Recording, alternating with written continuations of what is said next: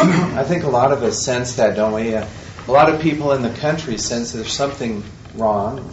Not quite sure if we put the finger on it yet for many people, but and then there's the sense that we need to stand up and do something.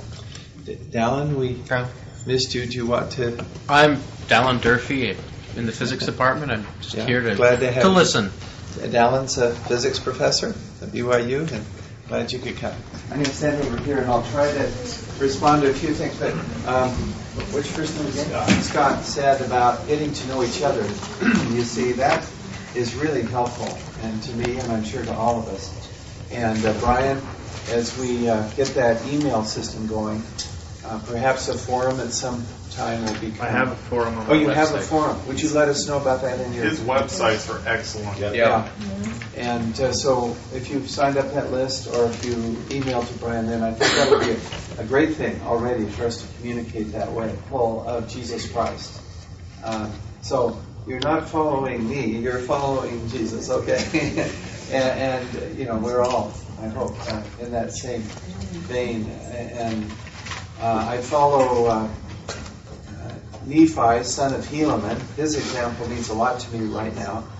I've thought about it a lot. I've had a threat to my career from a fairly prominent, outspoken fellow, San Francisco Bay Area, who emailed me and others administration at BYU.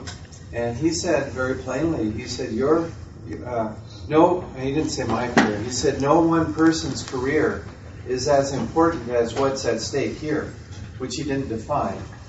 But he was criticizing my work, and so that was fine scientifically. But then I responded to him, you see, to his critiques. But then later he said, I had contacts with Homeland Security and with... pedophiles, you mean? And he said, I could get you a very good grant. I could get you a very good grant and that sounded pretty attractive. And he has contacts with national labs. I don't doubt that he did. He seemed fairly well versed, but I won't obviously talk too much about his name, but it wouldn't do any good. But he even gave me an idea of what this proposal would look like. But he said in order to get it, it would really be important if I changed direction in my research. So there is an element there that's quite interesting. And are you saying they would pay you well? Yeah, well, that's right. Oh, and so this reminds me, and I just fit in with Nephi. I'm talking about the son of Helaman. And he was, as he stood on his tower, I guess he was kneeling, but he prayed. And the people gathered around and said, well, what is going on? What's bothering you? And so he said, well, as you read in Helaman 6 and 7, and there he said, well, there's these Gadianton robbers, and they're not just out there, people. They were out there, but they're also in our government. And one of them has killed another one, the head of our government. And if you go check, you'll find evidence and, the story. And finally, one of them confessed, which I think is really, there's evidence that we can bring forth. And I've had a small part in that with a number of others. But there, finally, I think the example of the Book of Mormon is that we should pray for is that there will be someone with courage who has inside information to disclose some of this. Now, there are people who are trying to do this at the government level. Kurt Weldon, and I'm just going to talk along here as things come to mind, you see, as best I can, but it's not anything I've organized. Kurt Weldon is actually a Republican out of Pennsylvania. He's heading up the Able Danger investigation, which is an investigation of the foreknowledge in our intelligence agencies about these hijackers and which I think were patsies, but nevertheless, that means someone set up to do something, and so they could be blamed. The operation could be blamed on Muslims, basically. But anyway, he is pursuing that, and he was recently, was it just last week, I think, in a town hall meeting back east, and he was asked, well, what about 9/11? He says, I've read Professor Jones's report. I thought that was kind of funny. Or maybe it was my talk at UBSC, which, thank goodness we still have the internet, so we have this spreading, that way. That's hard to stop. But there's a good man that we can support, Kurt Weldon, and he is actually conducting investigations on the foreknowledge of the administration, and not just this administration, it apparently goes back at least to the previous administration, and about these the plans to attack, like you said, a Reichstag. Who said that? If you know the history, most of us, many of us do, how Hitler used an attack on his own people and blamed it on, Poland, for one, and then they were able to get the German people angry enough to attack Poland and so on. So, and there's a story like that in the Book of Mormon too. This is called the false flag operation. And as people get to know about false flag operations, it opens them up to considering what we're trying to say about 9/11, what many of us are trying to say. And I just want to point out Malachi. It's a great story, but it's a history. And so these quotes that I put together here. You have, let's see, how was that? Malachi wanted to be the king of the Lamanites, remember? And so he got to be the leader of the army, devious methods. And then he sends his servants up to the king of the Lamanites, and they kneel down or bow down. And then one of his servants, obviously under orders from Malachi, what did he do? Kill the king. Right there it is. Kill the king. And who did they blame it on? The king's servants. And as soon as they started shouting and blaming it on the king's servants, well, they took off. And they ran over to the land of Jershon, and so pretty quick, Malachi says, well, go after them, and they're too far ahead, and they didn't catch them. And so pretty quick then, by blaming this on these servants of the king who went to the land of Jershon, Malachi was able to become the king, and he even married the queen and convinced her of this lie, which was, a false flag, you see, blaming it on someone else. And then he was able to rally the Lamanites to attack the Nephites, and in particular the people of Jershon. So we have that history. And remember, the Book of Mormon is written for us. And as we read it, we should ask ourselves, why is this in the Book of Mormon? Okay, so I said a bunch of things. The Book of Mormon has been just a great comfort to me, though, I must say, in all of this. As I first started reading this and studying this and seeing the physics of the collapse of Building 7 in particular. Dallin, were you there in September? I don't think I did. At the BYU thing? No. I didn't think I saw you there, but it was kind of fun. But anyway, when I first started studying this, it was hard to sleep for a couple nights. Because I thought, man, it seems like we must have, I don't know who it is yet, but there's some sort of secret combination of faction. It doesn't have to be real big, but just like the Book of Mormon is talking about, in our government now. Which means the Constitution is hanging by a thread, because that's what the Constitution is designed to do, is to prevent dictators or power-seeker factions. And yet they seem to have gained enough ascendancy to do an inside demolition on these buildings. So I couldn't sleep for a while. But then 2 nights I had trouble sleeping. It's all because as I started thinking about this and praying about it and realizing, well, it's in the Book of Mormon. This is what happened in Nephi's day. Helaman 6, it's exactly like that. They had terrorists outside and inside their government. And he warned the people. Did they change right away? No. So what happened next? Let's just trace the history just for a minute. So what happened? So he warns them. The warning went out.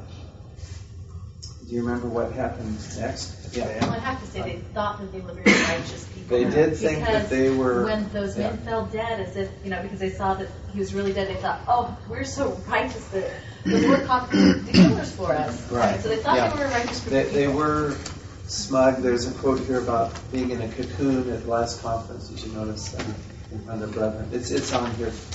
A lot of people live in a kind of a cocoon of self-deception. That's what it is. Cocoon of self-deception. That was Elder Stone. Which number? Somebody. Elder Stone. Elder Stone. Thanks. It's quoted. Well, this was really the only occasion in the Scriptures where a prophet solves a murder mystery. Right. True. And it's very interesting how that happened, isn't it? And all of the elements of this particular situation, where there were 5 people who went to the murder scene, and they were arrested, right, and thrown in jail. All of this, and then later on, Nephi is given the sealing power. That's right. That's correct. And then what happened after that? Do you remember? What did he pray for? Because that's exactly right, Vanya. The people weren't repenting and cleaning up the government, so he did actually pray for a famine. And because the people, there's so much violence. Obviously, the Lord doesn't like violence. And this is a reminder we can pray for a resolution of some of these problems. And I think that's one of the main things we need to commit to is to pray, each of us. And so one of the main points of this is that he was a prophet who declared to the people who the secret band was. And because of this, there was a great amount of pressure applied to the members of the church, persecution. That's true. So because of this. Because he declared to the people who the secret band was. Right. Did all the people accept Nephi then? No. Did they all reject him? No. There were some that accepted his warning and some that rejected.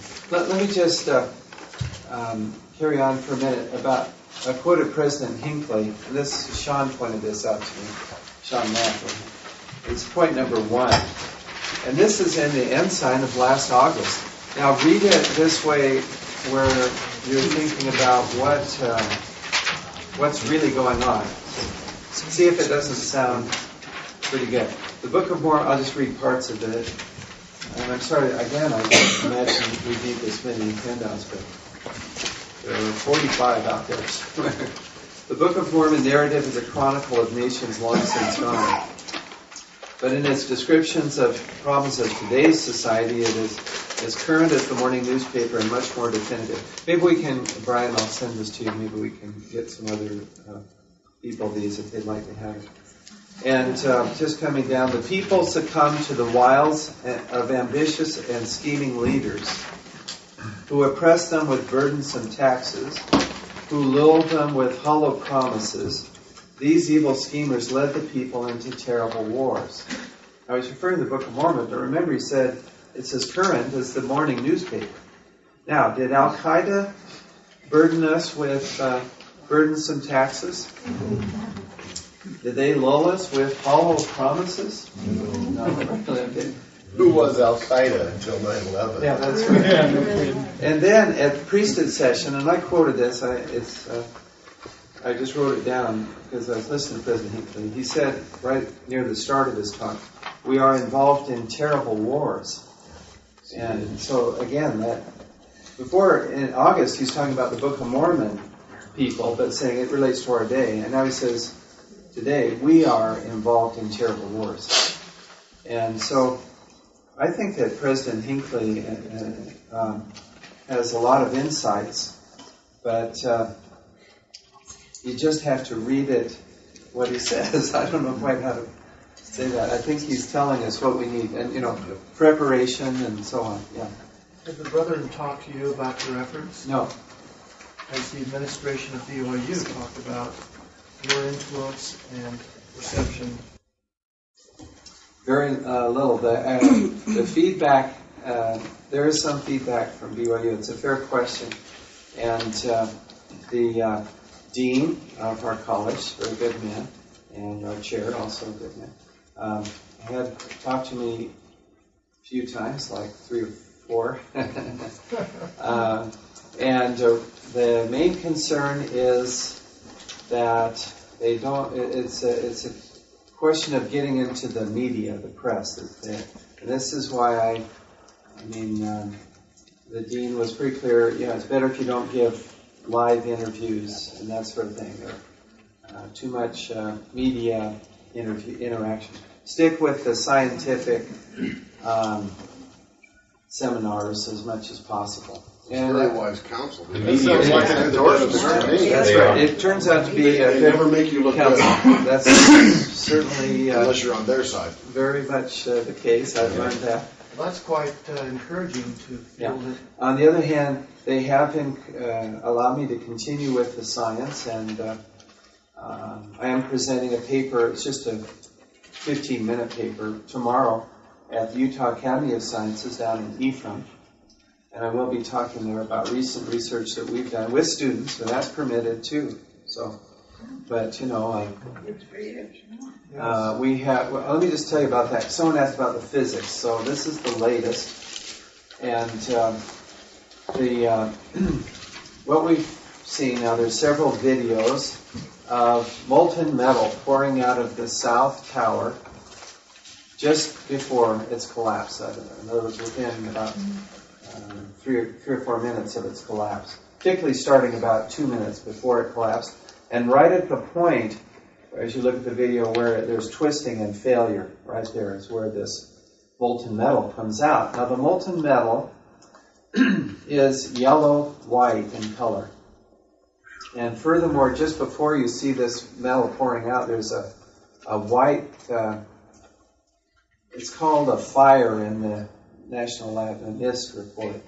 But it's, anyway, it looks kind of like a fire, but they say it must be a metal fire. Could be. Some kind of very intense chemical reaction to be white hot like that. With white, they call it smoke, but it's a dust that comes off of this. So the question is, what is this? And that's what I'll be talking about tomorrow. This is discussed mostly in the NIST report. It's kind of in an Appendix H, I think it was. But it's there, and they have photos. To their credit, they say, here's a question. We're not quite sure what this is. It's interesting. It's obviously important because it's right where the building starts to move, finally.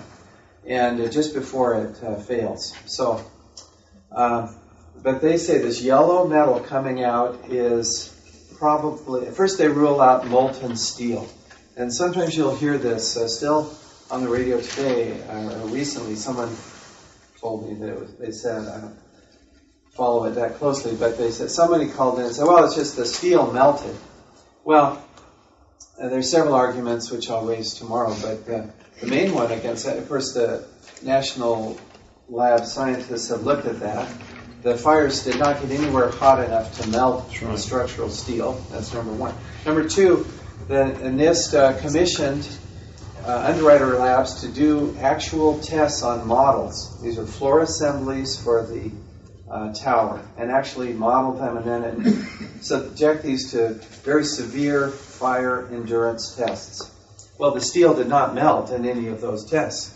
And in fact, and this also is in the report, the floor assemblies, the models, they couldn't even get them to collapse. See? What kind of loading were they? They were under significant load. I mean, this was a model, and they explained that. So it's appropriate for the strength of the material they were using. Yes, the model. they tested all that. I mean, this is carefully done, and the intensity of the fires was, well above what we just expected to happen. So, I mean, they pushed it, but and they say the loads. It didn't fail. Now that's an important point. The actual models, and this is in my paper, but maybe I need to emphasize this a little more, is that the models did not fail. They didn't melt, but they didn't even warp enough to fail. You see what I'm saying? And so those experiments have been done. There was no melting. So what is this yellow hot metal coming out? Well, in the NIST report, they say, and it's said as a speculation, this perhaps is the airplane, not too far away, it was maybe 100 feet away, that melted, and the molten aluminum made it over there. It's a little hard to imagine, but nevertheless, and then the floor gave way, and the molten aluminum came out. Where was this located on the tower? It's on the north east corner of the tower, about floor 80. Have you ever seen molten aluminum? I have. I've What made color? one. You've made molten aluminum in air or in?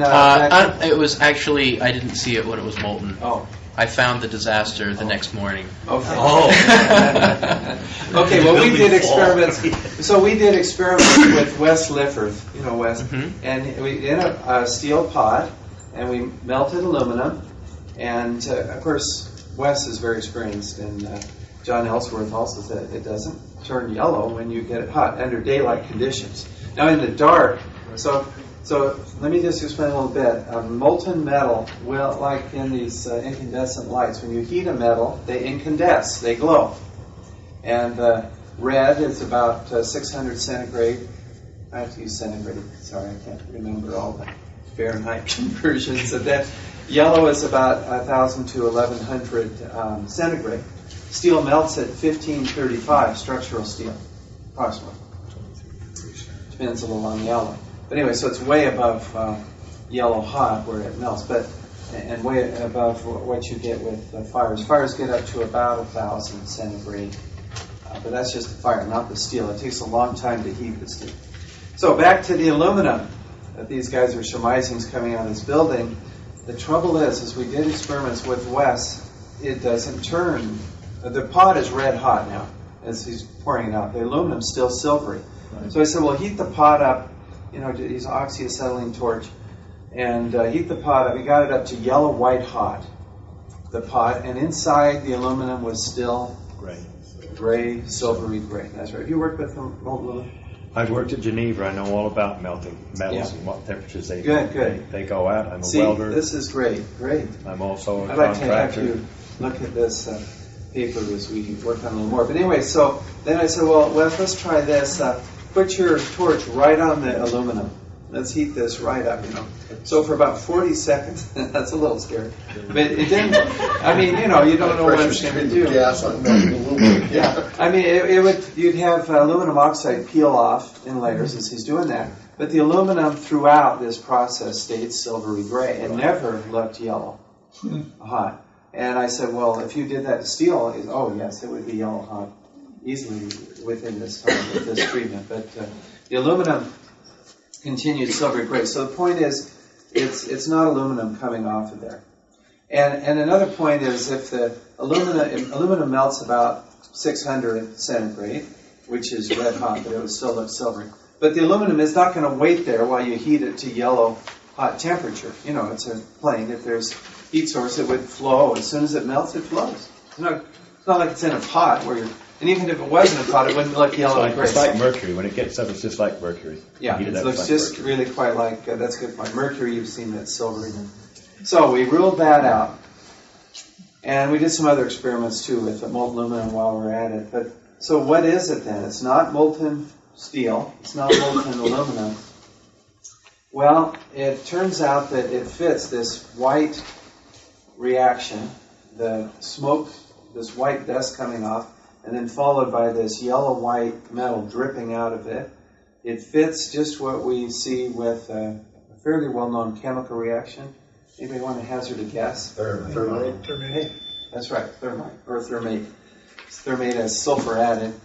And if you look at it, it's fairly well-known. Thermite reacts aluminum powder, which is necessary to have that reaction proceed at any decent rate. And it takes a high temperature to get started. Once it gets started, it just goes. Thermite is 2,500 centigrade, white hot. And off comes this aluminum oxide dust, and the reaction's white hot, and then out of that flows this steel. Well, Yeah, so it's iron. It's molten iron is the end product. So basically, the aluminum is pulling the oxygen away from the iron oxide, and you get molten iron and aluminum oxide dust. It just fits perfectly. And question? Have you contacted any demolition companies that use thermite to cut big beams? Get some video? That's a good question. We have looked at thermite, but demolition companies typically use HMX and RDX. These are organic nitrogen-based explosives.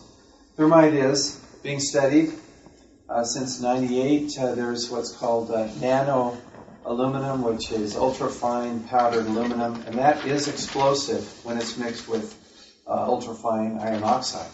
So usually we think of thermite as an incendiary, which means it's very hot, but it actually will explode when you get it into this fine powdery form. Who has access to thermite? Right. Well, it's you can buy the ingredients. The military studies and uses thermite considerably. It's a very high energy density reaction. So it's unusual for demolition. I asked the demolition expert, have you ever seen, when you collapse a building using standard organic explosives, have you ever seen molten metal? He said, no. Buildings collapsing don't produce molten metal, which was in pools beneath the towers and Building 7. And again, it looks like thermite would be used. There's some reasons why that's a good idea, but... Do you have an opinion as whether it was explosive thermite that was used, or... I think both. There's do they... In other words, you can choose. By taking the fineness of the powder, you can make it explosive, or make it burn, melt through, so there's no explosive shock, you see. Okay, yeah. And there are columns, which I'll show tomorrow, a picture of a column that's cut at an angle. It's very rough, and then there's molten material on the outside face of that column, which is just what you expect with thermite. How are you saying that the thermite got there? Well, it would have to be planted there. It would have to be... wasn't on the original drawings. No. This is not something that insurance companies let you put in there. Pardon me, that seems like a foolish question. No. But the point is that those planes hit a particular floor. Right. So you have to put this... go ahead, finish your question. So you're saying that the thermite was on a particular floor, or no, many floors? All right, several floors in a section. Right. And then it was colluded that the planes would hit at that particular point? I asked the demolition expert, can you set off these explosives with radio control now? So you do wherever you want. He said yes. Oh, that's very common right now. So they could have picked the floor. You start it where the plane in this case hit that'd be the southeast corner. And so to get the building, well, the northeast corner was quite strong at that time, and so in order to, I'm speculating a bit here, but because the data really look very much like thermite. But on the other hand, why would you cut that corner? Well, otherwise the building's going to just topple.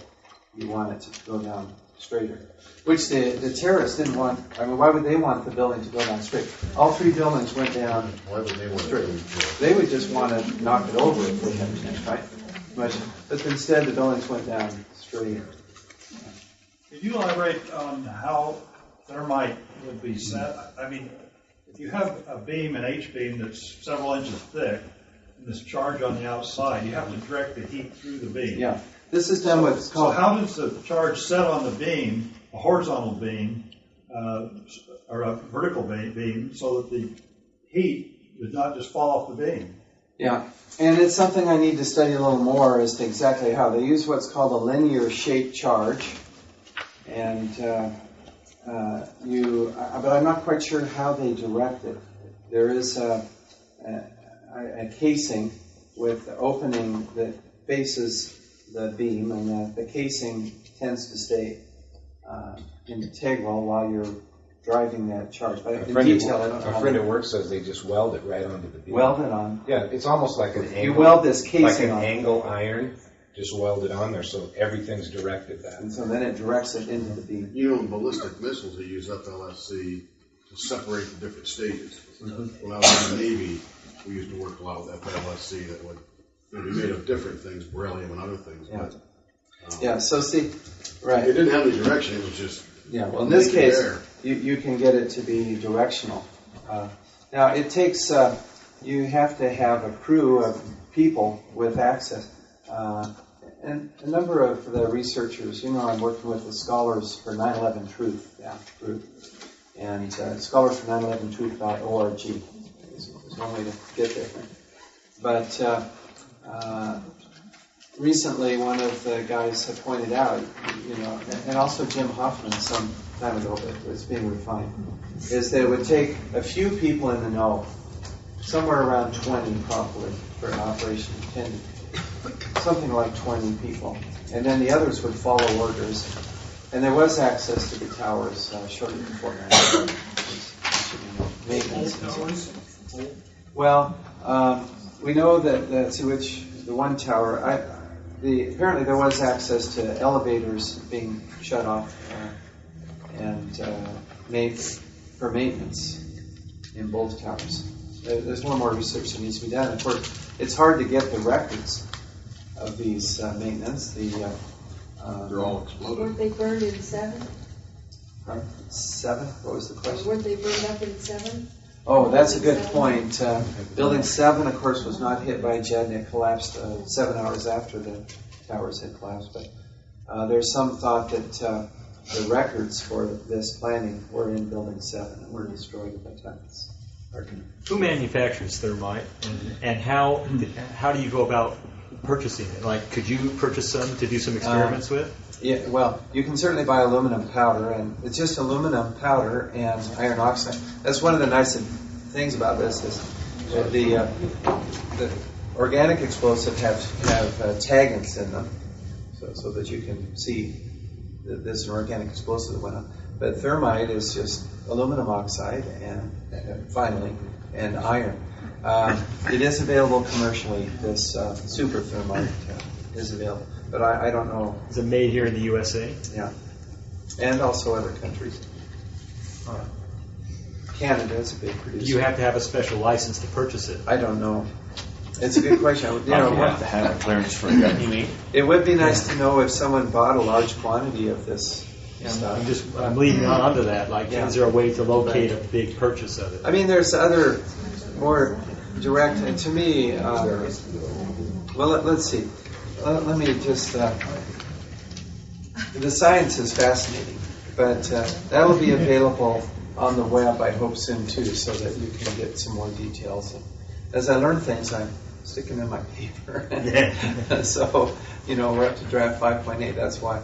However, I'll probably have to start doing another paper because that version finally is going to be published, and so that kind of fixes it, Mr. Jones, can I ask a question? Yeah. Rumor, and I don't know where this came from, but that you were seeking metal from the collapse. Yes, that's true. Have you been able to obtain it? Yes, we do have a sample of the solidified previously molten metal from the South Tower, and we are proceeding with testing. The testing isn't complete. Jeff Farrow is helping on that, actually. Is it the real thing? This is one of the problems. It's not like the... now they know your intent. Why would they give you... It wasn't they. Gunpowder for the bullet. Did you have a source to get that? Yeah.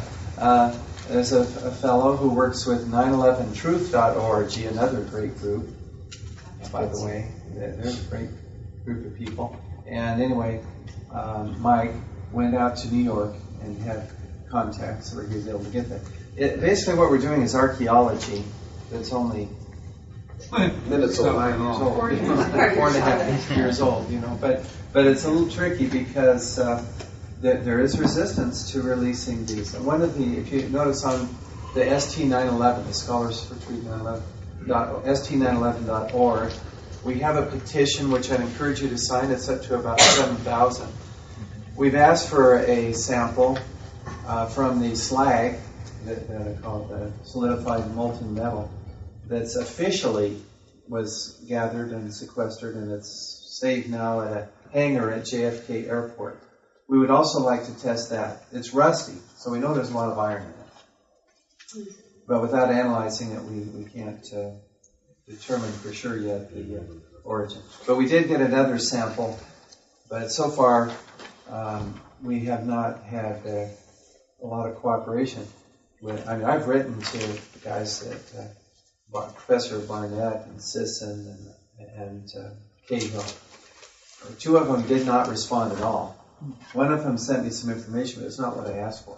So, I'm just... Well, what have you Let's try here then. Is it true that unless you sample it yourself, you can be fed to almost anything? What's that now? Well, once we sample it? Yeah, unless you sample it yourself from the source, it can be suspect. This is one of the problems. That's true. And that's why we ask for our own access to this. It's a huge, you've seen the photograph sample. It must be 5 or 6 feet long. Can you prove thermite? There's a good possibility we could if we get access to this material. I mean, the evidence, we already have this molten metal, pouring out of the building. It's yellow, white hot, and we have other evidences as well. But this would clinch it, yes. It's just not a lot of cooperation. Has your life been threatened? And do you fear for your safety? Well, my wife does. But I mentioned my career was threatened by this fellow who's writing the administration and me, saying, and of course, then I didn't respond to that favorably. So he then presented me with this grant. He said it'd be a large grant from Homeland Security. And I can be sure and get that to you. Is he church related, this guy? I'm not sure, actually, if he's LDS or anything. I don't know. So they would control the study? Yeah, well, if they grant you the money. You could buy anything in the world with money. Nephi was offered. Not Dr. Jones.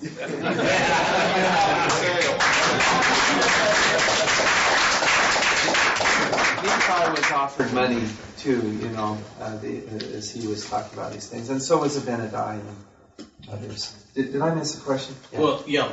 One of your main arguments is the amount of time that a building takes to free fall, and comparing that with the. Well, I do talk about that for Building 7. Let me just jump right in on that. Okay. In my paper, I emphasized the free fall time of Building 7. The tower's free fall time has been studied by Professor Judy Wood at Clemson University. She is a mechanical engineering professor. And last fall, she wrote to me an email more recently, but she said, I read your papers, I agree with you. She started doing studies, but she didn't disclose her activity. And then lately, she said, well, I guess it's time to speak out, because I'm more worried about my country than my job. There's a sad part to that story, which I might get into later, but she hasn't lost her job, but anyway, her study on the time of collapse of the towers is very good, and she makes some reasonable assumptions and graphs and detail, and much more than I have done. So I don't plan to pursue that. Do you remember her numbers? It was like 30 seconds. 30 seconds minimum, and 80 seconds is more. So she has a range depending on assumptions. One of the problems is that... And it fell in 10, right? It fell in about 10 to 15 seconds, 10 to 15. Each of the two. And it should be she shows the data for that too. So 30 to 80. Okay. Anyway, you can read, her site is, if you Google on Jane Doe, WTC, that's the name of her site, Jane Doe or something. And I have a question. So, did I pretty much, that was about the free fall. So let's go on. I just wonder, do you think 9/11 was funded by the American people supporting their credit money system? Wow. That's a tough question. Yes. Let me think. What do I think about that? This is not at BYU. But we're not. This is just a private group. So let me tell you what I think.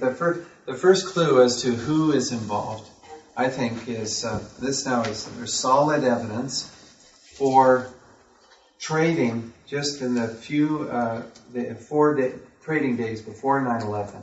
Most of you have heard about this, I think. It was in the mainline press at first because they thought, oh, Al-Qaeda, it looks like is trading, cashed in on this. It was billions of dollars, estimated 15 billion made on these trades. So these are put options, which means if the stock goes down, you make money.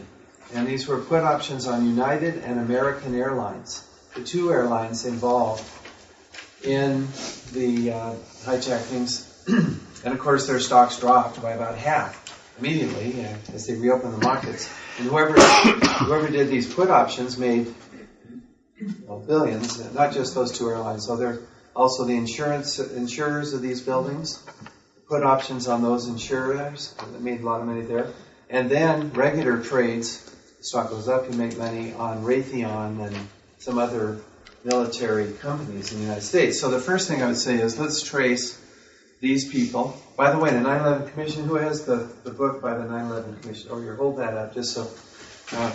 There's a 9/11 Commission report. You'll see, I don't remember the page number, but it's in a footnote. They talk about these trades. And what they say is, okay, SEC studied this out, and they're not naming names, but they say we determined that it was not connected with Al-Qaeda, and therefore it's innocent, it's innocuous. What's there to worry about? You see what I'm saying? Can you see the mindset that would lead you? And it's in there. I mean, I quoted in my paper. Well, we are so innocent. Can't they share those names with us? Yeah, right. Well, I actually had that ready for tomorrow if someone asks the right question like this. There's a lot going on with our economy, which is, I really think, because of the debt, the national debt, it's over $8 trillion now, and it's grown by about 30% since Bush took office, just in 5 years. We're going to grow almost $1 trillion, 0.9 trillion this year. Now, a lot of people are worried about the national debt. My parents even, staunch Republicans, are worried about this national debt growing enormously. And the economy, and not only national debt, but the debt in the country. It's, the total debt in the country is around $34 trillion, the last I checked. And does anybody have a better? That's number. It's close. It's close. And the gross domestic product is around $11 trillion. So we are the greatest debtor nation in the world by considerable. Now, what's supporting our?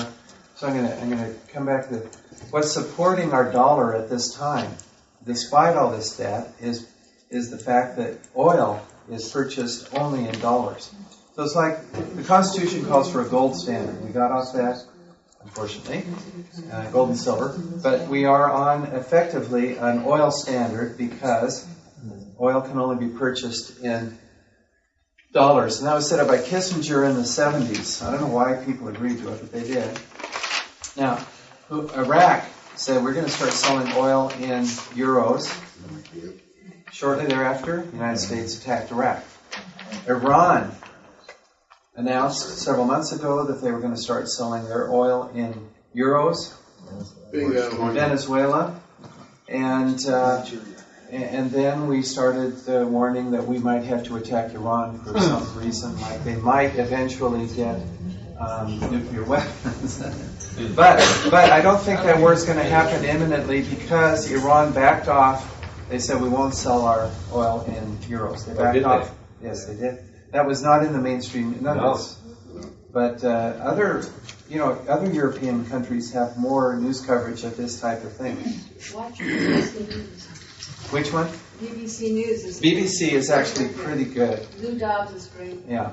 Barbara Jean's great. By the way, we sent warships off the coast of Venezuela, too, to sort of warn them that they were talking about selling oil in euros. I think that's a big fact that we have to remember is that they being administration is, I mean, there's concern about our economy, which is not disclosed to the public, but to use warships and threatening war to preserve our economy is just, it's not right. Hey, the Rockefellers don't like that Euro stuff. No.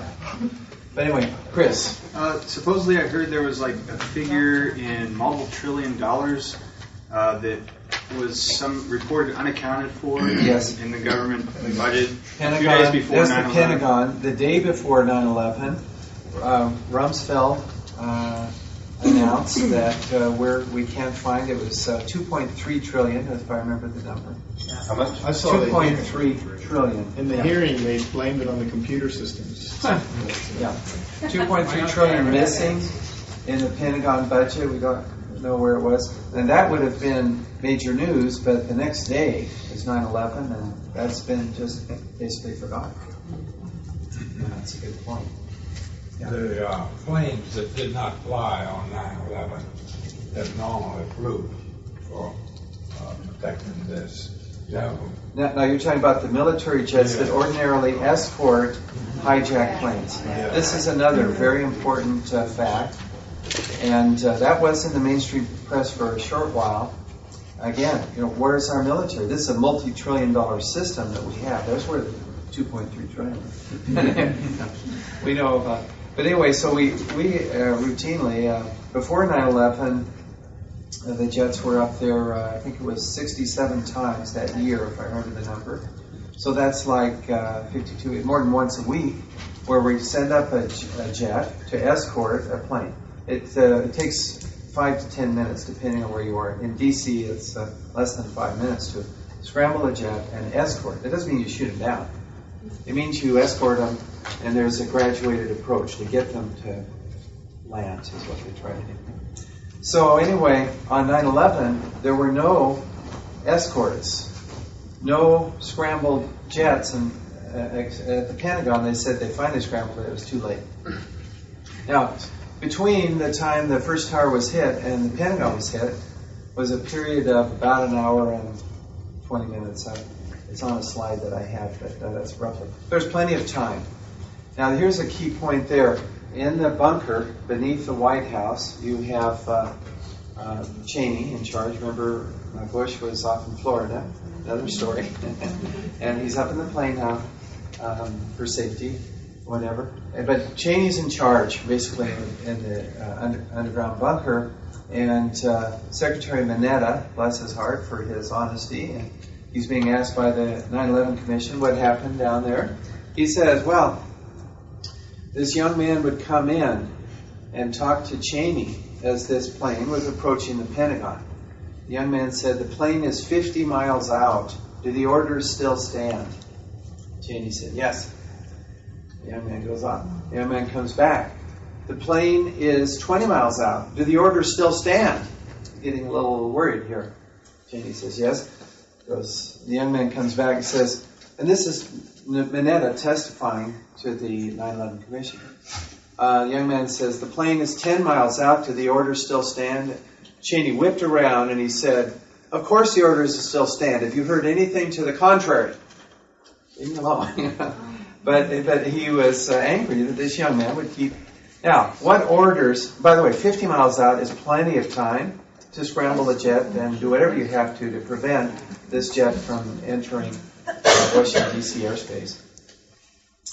Obviously, there was nothing scrambled that did that. And therefore, the orders were not to scramble the jet. They were to not scramble the jet. That's the only thing that makes sense to me. I would like to know, and this is one of the things on our ST 9/11, Scholars for Truth 9/11 petition, we want to have Mineta explain a little more. And also, we want to hear from this young man and also Cheney, if we could. Under oath, finally. Maybe not, but the young man might, time is passing. Okay, so let me say real quickly then, so what did the 9/11 Commission do? Did they ask these questions? Well, what are these orders? I mean, that's my first question. What are these orders? They did not ask that question. Is it in the 9/11 Commission report? No. They did not put it in the report. It was televised, I think C-SPAN or something, and it was captured, and we have that testimony, but it's not in the 9/11 Commission report this time. So we're getting a little late, but... Is Senator Hatch or Senator Bennett aware of your stand? I expect I have this petition, which now has about 7,000 signatures, I have sent them copies to all our congressmen in Utah, but I haven't heard back one word. Go here and then Sean. Okay, this is a little different subject. Sean, help me out on this.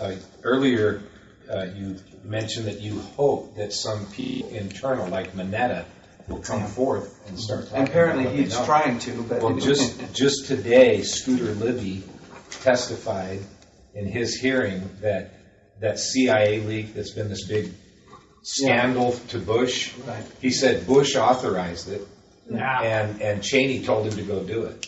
So that's starting to come out. That's going to be interesting to follow. But Sean, help me on this. The chief of staff of Senator Bob Dole, have you heard about that? No. Okay, Bob Dole is a very powerful senator, and he ran for president. Okay, so he had a chief of staff run his organization. That man, what's his name, Sean? Oh, it just isn't it Vincent? No, I don't think so. That doesn't ring a bell. Okay, I don't remember his name. We'll get it to Brian. Brian can get it to everybody.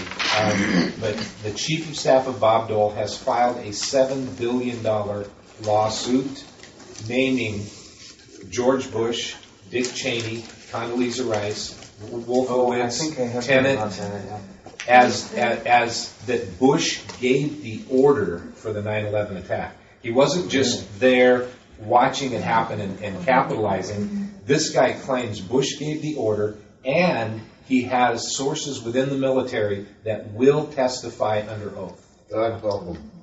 And he's already filed the lawsuit, and it's in behalf of hundreds of the survivors of 9/11. Interesting. So it'll be interesting to see what happens about it. And he was ordered by John Ashcroft to cut the lawsuit to stop it. But he's going ahead with it. Well, see, now, this would be interesting where if we can get on this forum of Brian's, we can get URLs, we can start looking at and discussing these things. Sean, it's on the Alex Jones website. He interviewed him for about 40 minutes. Infowars.com. I just have one brief comment on the thing, and then a question on the monetary. It's interesting to look in the teachings of Ezra Taft Benson in the index. If you look in fiscal policy, he expounds on the fact that our fiscal policy, we're running to the point where foreign investors who hold our dollars by the untold vast amounts